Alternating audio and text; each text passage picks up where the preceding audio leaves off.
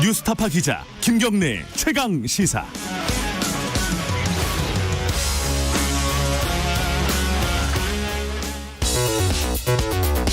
김경래의 최강 시사.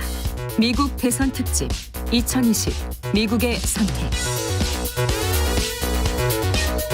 네, 김경래 최강 시사 미국 대선 특집 2부 시작하겠습니다. 2부에서는 1부에서 이어서 민정훈 교수님 계속 자리하고 계시고요. 그리고 세종연구소의 홍현익 수석연구위원님 나와 계십니다. 안녕하세요. 안녕하십니까. 홍현익 위원님께서 저희들 방송 시작하기 전에 잠깐 오늘 반성문을 쓰는 마음으로 방송을 하시겠다. 이게 무슨 뜻입니까? 설명 좀 해주세요. 네. 어제 오후 3시경에 다른 방송에서 방송을 하는데 그 바이든 후보가 갑자기 성명을 발표했다 그래서 네. 옛날에 그 알고가 생각이 나서 승복선언. 예. 왜냐하면은 지금 펜실바니아를 이겨야 되는데 펜실바니아에서 거의 15% 차이가 나고 있었어요. 네. 근데 아직 개표율이 한 70%, 65% 그러니까 35%가 남아서 15% 가지고 있어서 이거 뒤집기는 어려울 것 같다. 그래서 깨끗하게 왜냐하면은 지금 전 세계에서 트럼프가 되느냐 바이든이 되느냐도 중요하지만 네. 빨리 누가 당선되는지가 그렇죠. 나왔으면 좋겠다는 게 전 세계의 희망이거든요. 네. 그래서 바이든이 아주 그 대인으로서 패배했다고 승복하는 게 아닌가 그런 생각을 했었어요. 그런데 어제 한 저녁 7, 8시부터 좀 바뀌기 시작하더니 위스콘신에서 뒤집히고 그다음에 오늘 아침까지 보니까 미시간까지 뒤집어서 예. 펜실바니아를 지더라도 당선이 되겠더라고요. 그러니까 지금 이 순간에는 바이든이 될 것 같아요. 그러니까 제가 방송에 나가가지고 약간 실수를 한 게 아닌가 그런 생각까지 드는 완전 드라마, 대역전 드라마가 지금 펼쳐지고 있습니다. 어제 오후만 해도 대부분의 사람들이 트럼프가 되는구나. 참 미국 참 이상한 나라구나. 막 이런 생각들 되게 많이 했었을 거예요. 근데 이제 지금은 사실은 어떻게 될지 아직까지는 모르지만 바이든이 약간 유리한 상황인 건 맞는 것 같고요. 근데 이제 이렇게 되면은 결과적으로는 여론조사라든지 이런 예측이 맞아 돌아가고 있다 이렇게 봐도 되는 겁니까, 민경 교수님? 저는 그렇게 생각을 하고 있습니다. 정확한 수치까지 맞추기는 어려우니까요. 그러니까 네. 여론조사라는 것 자체가 표본이라고 하죠. 전수조사를 불가능하기 때문에 하는 거기 때문에 저희가 뭐 95% 신뢰 수준의 플러스 마이너스 3% 정도 이렇게 그 오차 범위를 두잖아요. 그래서 초박빙으로 들어가면 이 오차 범위에 들어갈 수 있기 때문에 맞추기 어려운 부분이 있는데 그래도 전반적인 추세를 볼 수 있는 좋은 그 지표가 되는 것이죠. 그래서 사실 쉬는 시간에 이제 그 앵커와 또 말씀을 드렸습니다만 사실 그 러스트벨트에서는 개표 방식이 썬벨트하고 좀 달랐기 때문에 썬벨트 같은 경우에는 아무래도 그 조기 투표를 먼저 개표를 하고 그리고 이제 현장 투표가 개표되기 때문에 조기 투표가 먼저 개표가 되면 민주당 지지가 많기 때문에 아무래도 바이든 후보가 앞서겠죠. 네. 그런데 이제 현장 투표에서 당일 현장 투표로 공화당 그 지지가 많이 나오니까 이제 그게 이제 공화당 쪽으로 또 옮겨가는 이런 분위기가 나서 이제 블루 신기루. 그러니까 처음에는 민주당이 앞서다가 나중에 공화당 가는 요게 예측이 되는데 그대로 간 거고요. 근데 이제 러스트벨트 같은 경우는 반대죠. 이제 그 조기 투표를 현장 당일날부터 개표가 가능하기 때문에 현장 투표 먼저 개표하면서 개표하게 되고 그다음에 조기 투표는 아무래도 시간이 걸리잖아요. 뭐 이렇게 개봉을 그날부터 할 수가 있기 때문에 어제부터 할 수 있기 때문에 시간이 오래 걸리니까 이제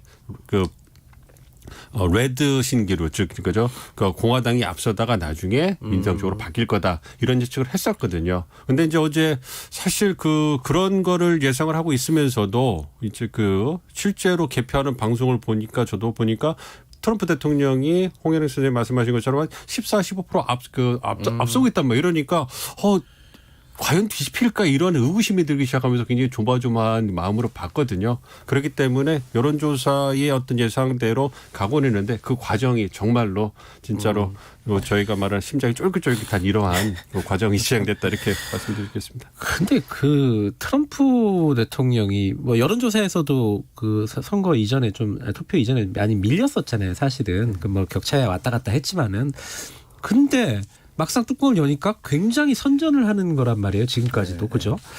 지금까지 뭐 코로나 상황, 뭐 인종차별 관련된 뭐 시위 문제, 뭐 이런 것들 때문에 국민 여론이 안 좋을 것이다 분명히 이런 거는 뭐 상식적으로 예측을 다들 했을 텐데 트럼프가 이렇게 선전하는 이유가 뭘까? 저는 이게 궁금하더라고요, 오히려.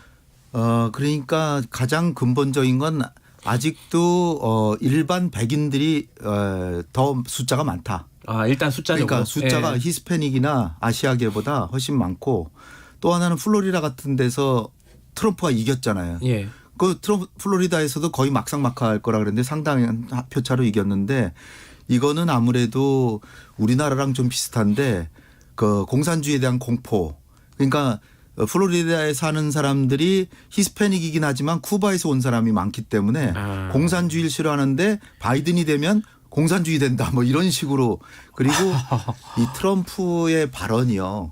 굉장히 저항력자들한테 아주 호소력 있는 게 이 단어가 겨우 뭐 영어 형식으로 볼 때 3형식 정도밖에 안 써요. 그러니까 제가 알아들을 수 있는 영어면은 굉장히 그러니까, 쉬운 영어거든요. 미국 사람 얘기하는 영어치고는 제일 잘 맞아요. 들리고 네. 그 굉장히 짤막짤막하면서 강렬하게 메시지를 계속 이어가거든요. 근데 그 쉴 새 없이 그걸 이어가니까 마치 옳은 것처럼 들릴 수가 있어요. 그러니까 나쁘게 얘기하면 좀 선동가적 스타일인데 그게 일반 대중들한테 많이 먹힌다는 거죠. 그리고 우리가 좀 조심해야 될 게 요번에 이제 좀 바이든이 설사 이기더라도 예측이 정확하게 맞은 건 아니기 때문에 주력 언론만 믿는 거는 조금 우리가 좀 조심해야 되겠다. 미국의 일반인들이 과연 워싱턴 포스트나 뉴욕 타임스 몇 명이나 읽냐. 우리는 그 두 신문을 주로 신문이라고 보는데 네. 사실은 지방 신문 그런 거 많이 보거든요. 그리고 폭스 뉴스도 많이 보고 CNN만 보는 게 아니라 폭스 뉴스를 많이 보고 왜냐하면 재밌으니까. 따라서 우리가 미국을 좀 이해할 때는 좀 더 그 서민 쪽으로 들어가서 좀 이해하는 그런 게 필요하지 않을까 이런 생각. 이 얘기에 동의하십니까? 그 우리가 보통 생각하고 있는 그 미국의 민심이라든가 뭐 이런 것들은 굉장히 밖으로 드러난 아주 일부고 실제는 우리는 미국을 잘 모른다. 이번 선거 결과도 마찬가지지만 그 얘기는 동의하세요 혹시? 그렇죠. 동일합니다. 왜냐하면 저도 미국에서 이제 생활을 하다 보면 네. 그 대도시가 있긴 하지만 그 대도시 그 5개의 대도시를 제외하고는 다 중소도시예요. 네. 그리고 중소도시의 어떤 그 유권자들의 어떤 관심사항은 사실 대정책 같은 건 관심도 별로 없고요. 그리고 굉장히 이제 그 경제라든지 하루하루 살아가는데 굉장히 그 힘들게 살아가고 있기 때문에 좀 다르고요. 그래서 이 진보 언론에서 얘기하는 이런 부분들보다 홍익 위원님 말씀해 주신 것처럼 이제 뭐 가장 많이 그 보는 케이블은 그 박스 뉴스고요. 그리고 이제 그 가장 많이 팔리는 작품 US 투데이예요. 그러니까 B급 같은 느낌이죠. 그래서 이제 뭐 정치도 다르긴 하지만 뭐 스캔들 뭐 이런 거 많이 다루고 이렇기 때문에 아무래도 우리가 보는 미국은 굉장히 세련되고 뭐 진보적일 거라고 생각하는. 그렇지 않은 게 굉장히 많습니다. 그래서 그런 부분에 동의를 하고요. 아까 이제 왜 트럼프 대통령이 선전했느냐 이 부분에 대해서 말씀해 주신 거에 동의를 하면서 좀 다른 측면에 접근해 보면 예. 현직 프리미엄이 있는 것이죠. 현직 대통령이 그거 무시할 수 없다. 현직 그럼요. 프리미엄. 현직 대통령이 뛰고 있었고 만약에 코로나19가 없었다고 저희가 가정을 해보면 트럼프 대통령이 어쨌든 오바마 8년의 어떤 경제 성과를 이어받아 가지고 경제를 잘했어요. 이제 그 부분에 대해서 민주당도 부정하기는 어려울 거고 경제 상황이 좋았고 어쨌든 그리고 견고하게 지지율을 유지해 왔기 때문에 사실 코로나19가 그 미국을 강타하지 않았다면 그러면 트럼프 대통령의 재선은 거의 따놓은 당상이다. 이렇게 말씀드릴 수 있었는데 그것을 코로나19가 그 판세를 뒤집으면서 네. 흔들면서 이제 지금의 그 형국을 만들어냈다고 볼 수 있는 거죠. 그러니까 10% 이상으로 트럼프 대통령이 이길 수 있는 그런 판을 코로나19 대응 논란으로 인해 가지고 본인 스스로 까먹은 거죠. 그래서 네. 지금 박빙까지 내려왔다 이렇게 말씀드릴 수 있는 거고 만약에 코로나19 대응을 우리 정부가 한 것처럼 좀 효과적으로 해줬으면 그러면 완전히 그쪽이 압승이 될 수 있는 가능성이 있었던 건데 트럼프 대통령이 이제 망친 거죠. 그래서 코로나19를 시작해서 코로나19로 끝났고 그다음에 바이든 후보는 가만히 이제 서 있어서 이제 어부지리로 당선된 그게 굉장히 크죠. 바이든 후보가 들으면 굉장히 기분 나쁘네. 뭐 한국말이니까 뭐 어쩌라시겠죠. 알겠습니다. 0369님이 이제 그래서 누가 되는 게 우리한테 유리하냐. 뭐 이 질문 아마 이제 바이든이 될 가능성이 만약에 높다고 생각을 하면은 바이든 뭐가 바뀌는 거냐 도대체 우리한테. 뭐 미국이야 뭐 바뀌겠지만 뭐 그런 부분들을 지금부터 좀 따져볼 텐데요. 먼저 경제적인 얘기는 우리가 조영무 박사님이 LG경제연구원 그쪽에 연결을 해갖고 간단하게 전화 인터뷰를 하고 그 다음에 뭐 정치 외교적인 거 이런 것들은 두 분과 좀 말씀을 나눠보겠습니다. 지금 전화 연결돼 있나요? 네, 조영무 박사님 안녕하세요. 네, 안녕하십니까. 네, 지금 뭐 아직 결과는 안 나왔습니다, 그죠? 뭐 네. 트럼프인지 바이든인지 아직 안 나왔는데 일단 뭐 유리한 걸로 따져서 바이든을 가정하고 먼저 질문을 한번 드려볼게요. 네. 바이든이 대통령이 되면은 뭐 경제 기조라든가 이런 게 완전히 바뀌는 겁니까? 어떻게 되는 거예요? 지금 현 상황만 놓고 보면은요. 네. 기대만큼 크게 많이 바뀌기는 어려울 것 같습니다. 그러니까 민주당 특히 바이든이 되었을 때 예상해 볼 수 있었던 가장 커다란 변화 중에 하나가 네. 증세와 정부 지출 확대입니다. 한마디로 미국 안에서 기업과 국민들에게 세금을 많이 거두고 그렇게 많이 거둔 세금을 정부가 많이 쓰는 예. 그러한 정책 기조 변화를 예상해 볼 수가 있었는데요.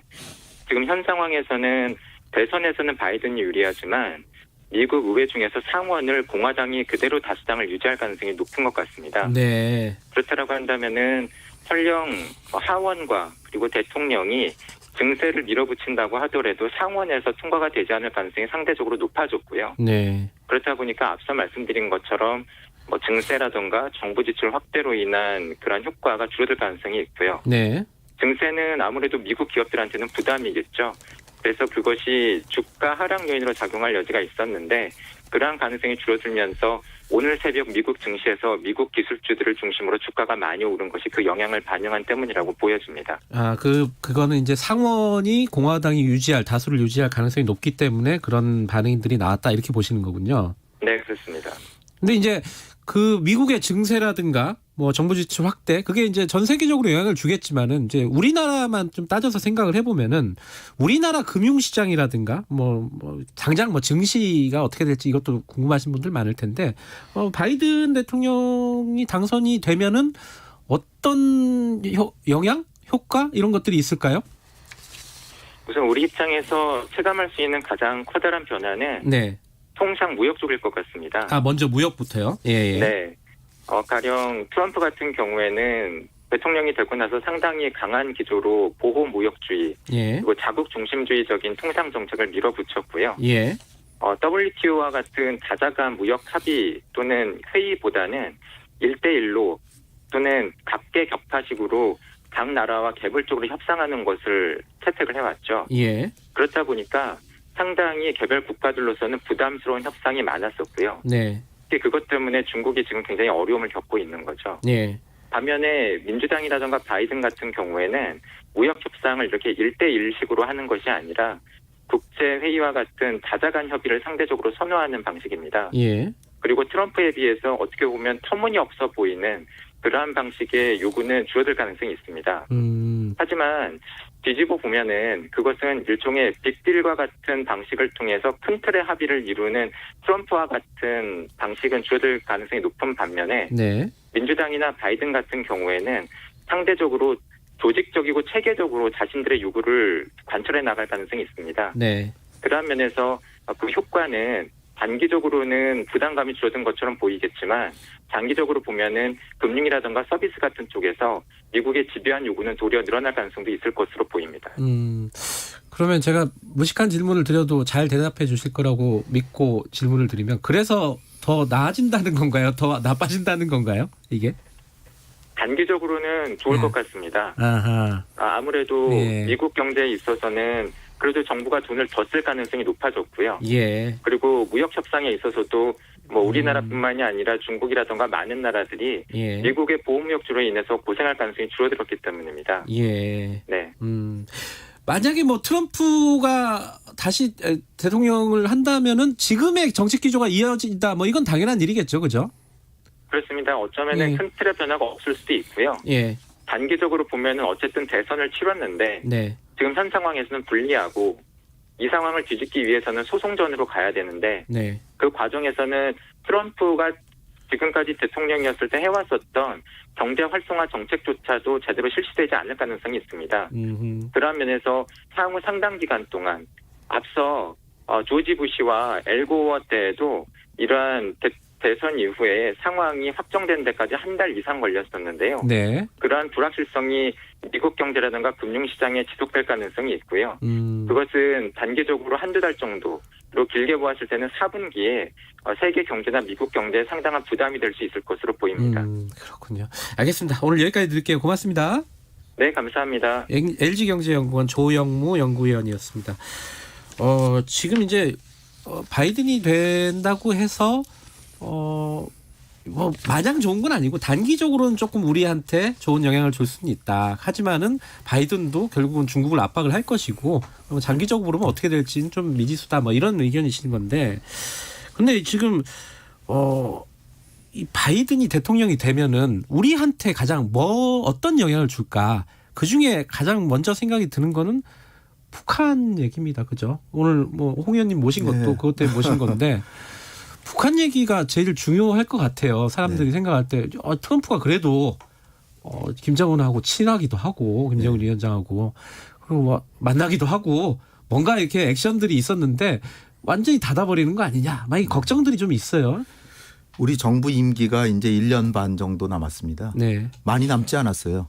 그러니까 마무리를 잘해야 되는데 가장 문 대통령께서 생각하신 게 한반도 평화 프로세스를 정착시킨다. 이건데 지금 북핵 문제가 제대로 지금 협상조차 안 되고 있잖아요. 네. 그런 상황에서 트럼프가 되면 뭐 계속해서 대선 때문에 그렇지 나 지금 김정은 만나려고 자 준비하고 있어 이렇게 했기 때문에 1년 반이라도 어느 정도 진척을 볼 수 있는 시간이 되는데 네. 바이든이 되면 가장 큰 차이는 바이든은 일단 트럼프가 한 정책을 따라서 하기 싫을 테고요.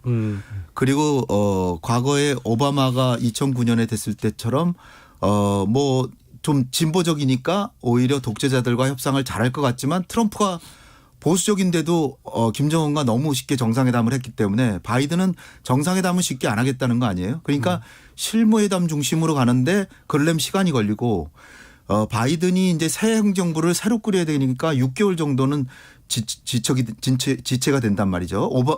오바마 때도 그랬죠. 그러면은 그거를 조바심을 가지고 기다리는 김정은이 이제 거의 이제 인내심이 고갈돼서 미사일이라도 쏠 수가 있는데 그러면은 바이든은 자기가 지금 새 대통령 됐는데 이게 축하 선물이 아니라 이런 나쁜 짓을 하나 그래가지고 강하게 나갈 수 있거든요. 그러면 내년 중반 내년 말까지 가버리거든요. 그러면 문 대통령 임기가 5개월밖에 안 남기 때문에 어떻게 보면은 바이든이 된다고 하는 거는 그러나 이제 이인영 장관이나 통일부 장관이나 다들 얘기하시는 게 오바마 3기가 아니라 클린턴 3기로 만들어야 된다. 클린턴 대통령이 사실 올브라이트 국무장관이 평양까지 갔다가 클린턴 대통령이 평양을 가려고 그러다가 못 갔잖아요. 그때 네. 부시가 알고 하고 해가지고서 이제 당선이 돼서 당선자가 있기 때문에 당선자가 새로운 정책을 펼치는데 방해가 된다 뭐 이런 생각도 했고 또 중동 문제가 심각해서 못 갔는데 그쪽을 이어가면은 바로 갈 수도 있는 거거든요. 따라서 우리 정부 역할이 매우 중요할 것 같아요. 그러니까 지금 바이든 행정부에 입각하는 거의 저는 된 거라고 보기 때문에 바이든 행정부에 입각하는 사람들을 빨리 접촉해서 그러니까 클린턴과 이 오바마의 장단점 처음에 잘못 접근하면 실패한다. 그거를 빨리 알려서 간곡하게 설득해서 빠른 시일 내에 북한한테 관여를 해야 되지 않을까. 그것만 하면은 제가 보기에는 바이든의 장점은 뭐냐면은 바이든이 부통령 시절에 이란의 합의를 성사시킨 걸 자랑스러워하고 있어요. 그리고 지금 카멜라 부통령도 해리스 부통령 당선될 것 같은 분이 얘기하는 게 단번에 북핵 문제를 해결하려고 하는 건 실패를 담보하는 것이다. 네. 따라서 단계적 접근을 해야 된다는 얘기를 하고 있거든요. 그 김정은이 바라던 바예요. 따라서 북한이 지금 빨리 서로 이제 격한 말들이 서로 오고 갔거든요. 바이든하고 김정은하고.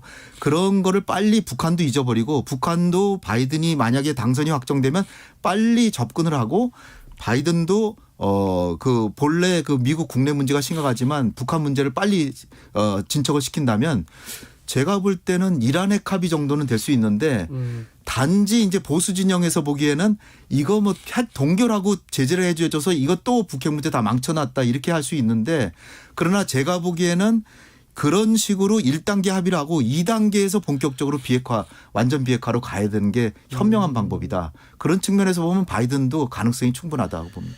약간 이제 낙관적인, 긍정적인 측면에서 그렇죠. 바라보는 부정적으로 거고. 볼 필요가 없다는 거죠. 네. 근데 이제 좀 부정적으로 보는 사람들도 있을 거 아니에요. 그죠?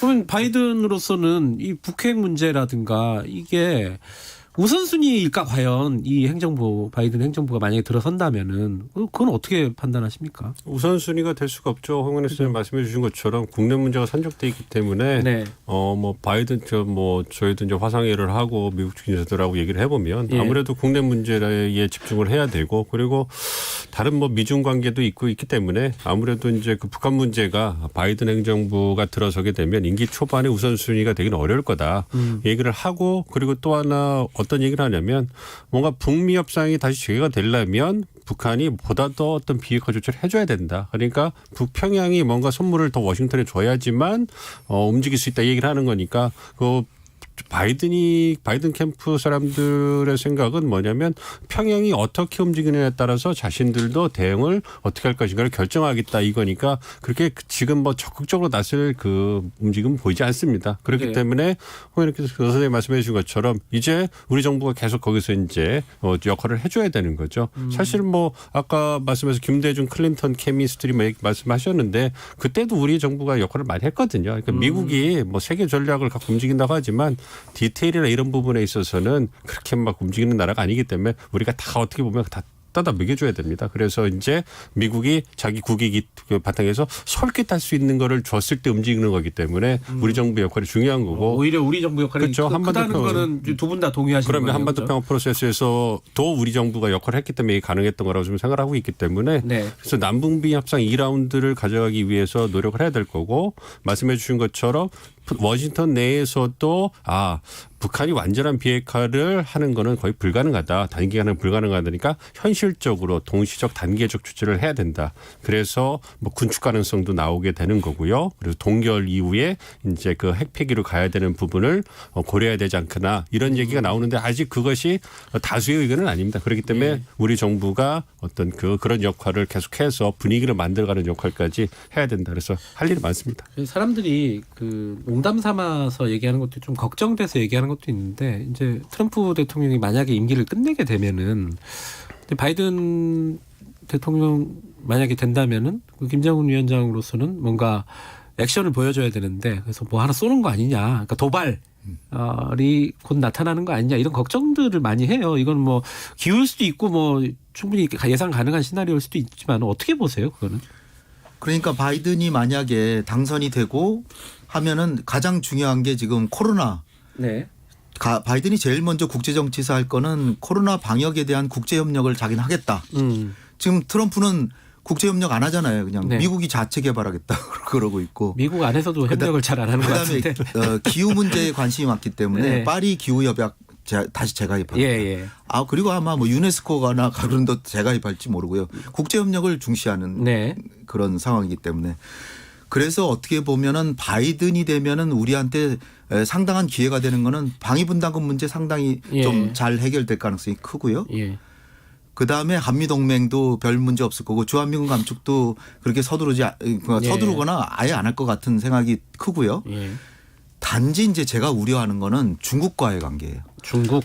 어떻게 보면 중국이 과연 트럼프가 되길 바랬을까 바이든이 되길 바랬을까 그럴 때 저는 시진핑이 겉으로는 바이든이 되길 바란다라고 하겠지만 속마음은 트럼프가 되길 바랬을 거예요. 왜냐하면 트럼프는 좀 설렁설렁하고 경제적 이해관계만 조금 맞춰주면 되는데 바이든은 가치와 동맹을 중시합니다. 그 얘기는 뭐냐면 한미 관계가 더 긴밀해지고 트럼프 때는 한미 관계가 아주 긴밀하지는 않았잖아요. 네. 방위분담금 문제 이런 걸로 약간의 알력이 있잖아요. 그런데 바이든이 되면 한미 동맹이 가까워지면서 한국이 중국한테 섭섭하게 하는 행동을 요구할 수가 있어요. 트럼프는 방위분담금 많이 주면은 뭐 중국한테 한국이 어떻게 해도 내버려둘 수도 있는데 근데 바이든은 한국하고 가까이 지내면서 우리는 정말 혈맹처럼 가자는 식으로 가면서 그런데 중국이 문제 아니냐. 우리 같이 뜻을 모으자. 이러면 완곡하게 얘기를 하면 이게 우린 중국하고도 가까워야 돼. 이렇게 얘기가 어려워지잖아요. 그런 측면에서 볼 때 시진핑은 오히려 트럼프가 되길 바랬을 가능성이 크다고 봅니다. 그러니까 중국에서 지도부에서 나오는 얘기도 우리는 바이든이 되든 트럼프가 되든 중장기적으로 미중 관계는 갈등으로 가니까 다 대비한다 이런 식으로 가잖아요. 따라서 우리 정부의 역할이 매우 중요한데 그야말로 정말 지혜로운 외교가 필요하고요. 어떻게 보면 명청교체기에 광해군의 외교까지도 한번 다시 봐야 됩니다. 예. 지금 이 순간에 저는 그때의 역사를 다시 되돌아볼 필요가 있다. 인조가 반정을 해가지고 명분을 추구하다가 명나라하고 너무 가까워져서 지금 떠오르는 후금을 완전히 배척하다가 결국은 삼전도에 가서 머리 조아리고 신하가 되지 않았습니까? 그러니까 그거를 우리가 정말로 잘 생각한다면 정말 외교 잘해야 되는 시기가 왔다. 제가 처음 여쭤본 거는 북한이 도발을 할 거냐였는데 네. 그 얘기를 안 하시고. 그 얘기. 북한이 그러니까 바이든이 빨리 초기에 북한하고 대화를 할 수 있다는 거. 그게 뭐냐면은 문재인 대통령이 다 준비하셨죠. 종전선언 해주자는 거예요. 종전선언을 해주면 북한은 자기가 트럼프하고 싱가포르에서 약속한 거를 상당히 이행했는데 미국은 아무것도 안 했다는 거거든요. 그러니까 한 가지라도 해주자는 게 종전선언이에요. 따라서 종전선언 자체가 큰 의미를 가진다기보다 미국도 대화가 준비돼 있다. 우리도 당신들의 입장을 고려할 준비가 돼 있다는 거를 말해주는 거기 때문에 그래서 해주자는 거고 문재인 대통령이 열성을 기울였는데 근데 바이든이 되면은 바이든 측하고는 아직 많은 얘기가 안 됐으니까 지금부터 한 달 내로 엄청난 외교를 벌여서 바이든 참모들을 다 설득을 해야 될 것 같습니다. 알겠습니다. 뭐 시간 거의 다 됐는데 민정훈 교수님께서 지금 중국 얘기하셨어요. 중국과의 관계가 이제 앞으로도 계속 숙제일 거 아닙니까? 바이든 행정부가 만약에 들어선다면은 이 중국과 미국과 중간에서 우리가 어떻게 해야 되는지 짧게 좀 듣고 마무리할게요. 예, 그 미중 관계는 앞으로도 이제 경쟁 관계를 유지할 것 같지만 네. 그래도 바이든 행정부가 들어서게 되면 그러니까 국제 협력 필요한 부분에 대해서는 협력을 하겠다고 이제 가능성을 열어놨기 때문에 지금과 같은 미중 경쟁이 그렇게 심화된 그런 부분은 좀 톤 다운 된다고 할까요? 좀 안정될 부분이 있어요. 그래서 예. 있는 부분이 있기 때문에 그런 부분에서 이제 단기적으로는 좀 저희가 숨통을 트일 수 있는데 예. 홍현익 선생님 말씀해 주신 것처럼 가치, 민주 뭐 원칙 이런 부분에 대해서 이제 바이든 대통령이 이제 우리에게 협력을 요구한다면 우리가 빠져나갈 구멍이 없습니다. 사실은 좀 어려운 상황이 될 수 있는데 그렇기 네. 때문에 우리도 우리의 외교 원칙, 보편적 원칙에 기반한 개방성, 투명성, 포용성이라는 그 원칙을 기반으로 해가지고 중국을 배제하는 알겠습니다. 정책을 못 간다 이렇게 아주 세워야 될 거라고 생각합니다. 알겠습니다. 홍현익 위원님 그리고 민정훈 교수님이었습니다. 여기까지.